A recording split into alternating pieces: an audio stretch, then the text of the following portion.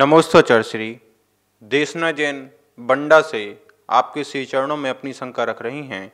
हे गुरुदेव, हम बच्चों को भक्तांबर पाठ, नमोकार मंत्र आदि सिखाते हैं पाठशाला में, तो वह गलत उच्चारण करते हैं, तो क्या इसमें कोई दोष लगता है या नहीं? कृपया समाधान करें गुरुदेव। पाठशाला के माध्यम से हम बच्चों को या माँ अपने बच्चों को भक्तांबर सिखाती हैं, नमोकार मंत्र सिखाते हैं, उच्चारण सिखाते हैं और बहुत अच्छी बात है।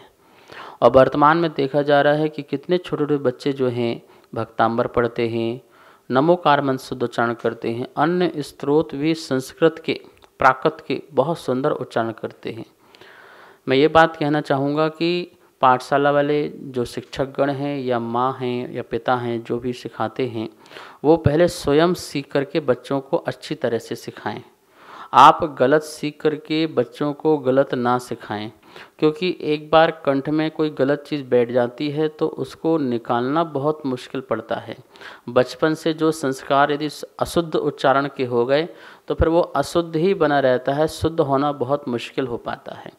वो बात अलग है कि जब बच्चा प्रारंभ काल में होता है, जब हम उसको बोलते हैं नमो अरिहंताणम, तो बच्चा बोलता है नमो अलिहंताणम अपनी तोतली भाषा में, क्योंकि उसको जीभ उठाने में, कंठ से स्वर निकलने में अभी उतनी शक्ति सामर्थ्य उसके अंदर नहीं है जिससे वो उच्चारण सही कर पाए। इससे उसको पाप नहीं लगेगा। कोई सोचे कि वो इस प्रकार से अपनी अपनी भाषा में बोल रहा है, उसको अर्थ से कोई लेना देना नहीं है। माँ जो सिखा रही है वो सीख रहा है, अभी उसके अंदर कोई पाप नहीं है, अविनय नहीं है, अनादर नहीं है, अवज्ञा का भाव नहीं है, इसलिए उसको कोई पाप लगने वाला नहीं है। वो अपनी तोतली भाषा में नमोकार मंत्र बोले, भक्तांबर बोले। लेकिन हमारा दायित्व है कि जैसे जैसे बच्चा बड़ा होते जाए हमें उसे शुद्ध उच्चारण कराएं और उसका अर्थ भी समझाएं, उसके भाव भी उसमें जुड़ें। अभी वो शब्द से जुड़ा है, आगे जाकर के वो अर्थ से जुड़े और अर्थ के साथ साथ फिर वो भावों से भी जुड़े, ज्ञान से भी जुड़े। तीनों से जुड़ने के बाद उसको जो आत्मा का लाभ मिलेगा, उसे जो पूर्ण फल मिलना चाहिए, उस फल की उसे प्राप्ति होगी। आप संस्कार दें, बहुत अच्छे संस्कार दें और इस प्रकार का पाठ बच्चों को जरूर कराते रहें। नमोस्तोचर श्री रश्मि जैन दिल्ली से आपके श्री चरणों में अपनी शंका रख रही हैं। हे गुरुदेव, मेरे पति देव बच्चों को इंग्लिश मीडियम में पढ़ाना चाहते हैं, लेकिन मेरी हार्दिक इच्छा है कि वह हिंदी माध्यम से पढ़ के, संस्कृत वगैरह सीख के धर्म में लगे रहें। अगर वह इंग्लिश माध्यम में रहे तो धर्म से वंचित हो जाएंगे, तो हम उनको कैसे समझाएं कि वह हमारे बच्चों को हिंदी मीडियम में ही पढ़ाएं? कृपया समाधान करें गुरुदेव। हमारी भारत की भाषा, मूल भाषा प्राकृत भाषा, प्राकृत से अपभ्रंश और अपभ्रंश से हिंदी जो निकली हुई है, और यह भाषा इतनी अच्छी भाषा है जिससे हमें संस्कृति और हमें संस्कार मिलते हैं। यदि इस भाषा में अपने बच्चों को हम पढ़ाते हैं, लिखाते हैं तो बहुत अच्छी बात है।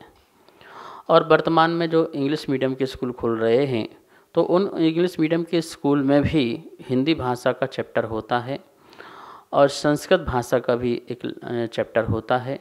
आप बच्चों को उसमें हिंदी और संस्कृत पढ़ने के लिए प्रेरणा दें। वर्तमान की इंग्लिश जो है वो भी बच्चों को थोड़ा सिखाना ज़रूरी होता है, क्योंकि वो अंतर्राष्ट्रीय भाषा है। अंतर्राष्ट्रीय भाषा सिर्फ हमें व्यापार और जीवन जीने के लिए सीखना है, लेकिन आध्यात्मिक जीवन जीने के लिए हमें हिंदी और संस्कृत भी सीखना है। आप अपने घर में बोलचाल की भाषा में हिंदी भाषा रखें या संस्कृत भाषा रखें। आप लोग घर में भी इंग्लिश बोलने लगते हो, बच्चों से भी बात इंग्लिश में करने लगते हो, तो वो बच्चा फिर वो कन्वर्ट हो जाता है। हमें बोलचाल में नहीं, सिर्फ बच्चों को ये सिखाओ कि इंग्लिश हम सीख रहे हैं सिर्फ व्यापार करने के लिए, एक देश से दूसरे देश में जाने के लिए, लेकिन ये मातृभाषा जो है हिंदी, उसमें ही बात करो, उसमें ही लेखन करो। बच्चों को इस प्रकार के संस्कार दें, ठीक है ना।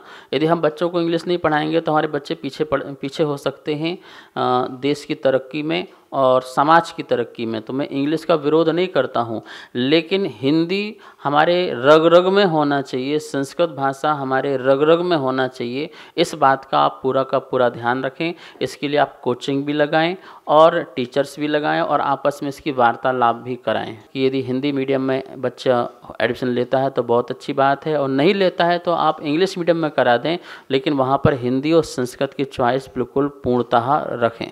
नमोस्तोचर श्री प्रबल जैन नरसिंहपुर से आपके श्री चरणों में अपनी शंका रख रहे हैं। हे गुरुदेव, जैन नववर्ष भगवान महावीर स्वामी के निर्माण महोत्सव से प्रारंभ हो जाता है, ऐसा क्यों? कृपया समाधान करें गुरुदेव। भगवान महावीर स्वामी के निर्माण के बाद नव वर्ष, नूतन वर्ष का अभिनंदन होता है, अभिवंदन होता है। वो यह है कि भगवान महावीर स्वामी का जो निर्माण हुआ उसके बाद ये नया युग प्रारंभ हो जाता है और वह युग पंचम काल लग जाता है। पंचम काल प्रारंभ हो जाता है, चतुर्थ काल का जो है जाना हो जाता है और पंचम काल का आना हो जाता है। तो एक नया काल प्रारंभ होता है, नया युग प्रारंभ होता है। इसलिए महावीर स्वामी के निर्माण के बाद वह एक नया वर्ष प्रारंभ होता है और यह नया वर्ष ही सबसे प्राचीन वर्ष है। इस बात का ध्यान रखना। शक संवत, विक्रम संवत आदि जितने भी संवत हैं वो संवत बहुत बाद के हैं।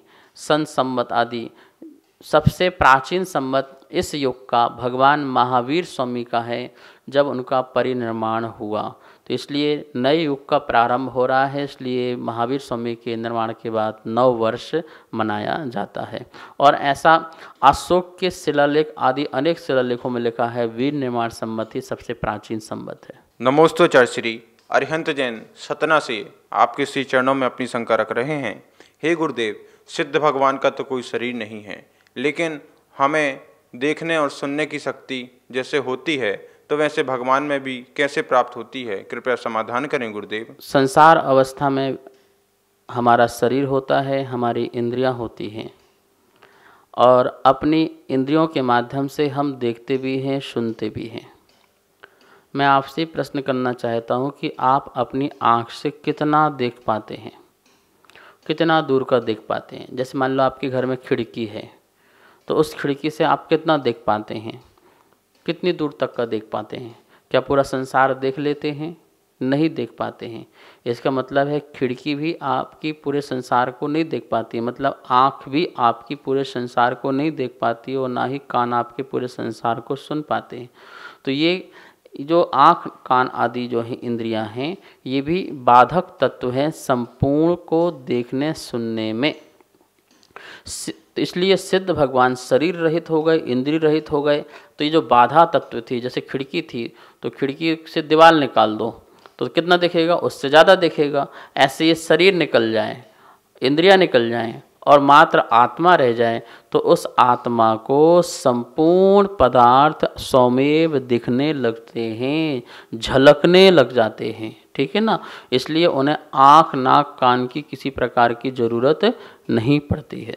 सभी को सादर जय जैन। अगर आपके मन में किसी भी प्रकार की शंका है तो आप नीचे दिए गए नंबर पर भेज सकते हैं और आपकी शंका का समाधान पूज्य गुरुदेव के मुखारबिन से आपको प्राप्त हो सकता है। जय जिनेंद्र।